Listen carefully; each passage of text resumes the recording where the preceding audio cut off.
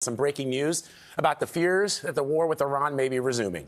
President Trump says he believes the ceasefire is over, though talks can continue after the U.S. and Iran traded dozens of attacks overnight. The U.S. says it struck more than 80 targets, while Tehran launched missiles and drones at Bahrain and Kuwait. Oil prices jumped on the news. This all comes as President Trump meets with NATO allies in Turkey. Ed O'Keefe joins us from Ankara. Ed, good morning. Vlad, good morning. The strikes overnight appear to be the most extensive carried out by the U.S. since talks with Iran resumed less than 3 weeks ago. And while NATO leaders here are standing by the president for launching the attacks, their worst fears have been realized yet again, as he's once again questioning why the U.S. is a member of an alliance not willing to help with the war in Iran. I think it's over. I don't want to deal with them anymore. They're scum. You know what scum is? They're scum. They're sick people. President Trump opening the NATO summit by declaring, in his view, the agreement with Iran is off. There's something wrong with them. They're cuckoo. Appearing visibly angry, the president repeatedly criticized Iranian leaders. They're liars. They're cheats. They're sick people. His comments came hours after renewed U.S. strikes on Iran. Thick orange smoke seen rising over Bandar Abbas, home to Iran's main naval base.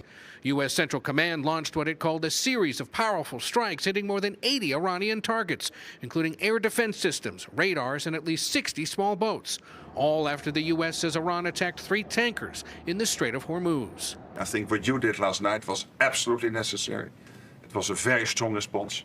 Trump also revoked a waiver allowing the sale of Iranian oil on the world market.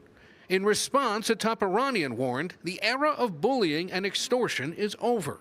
It leads nowhere. We don't fold. Iran retaliated with attacks of its own, saying it launched strikes on 85 American military targets in Bahrain and Kuwait.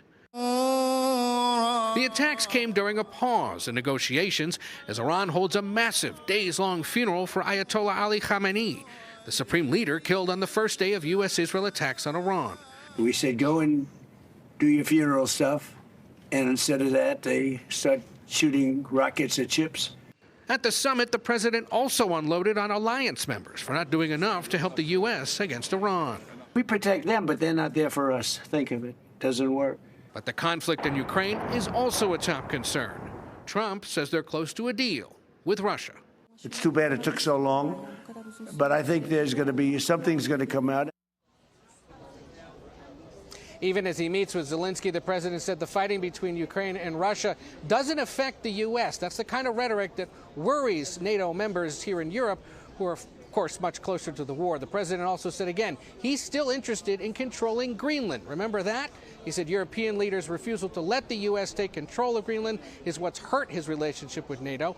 The world's largest island is, of course, controlled by Denmark, and its prime minister this morning reiterated Greenland is not for sale.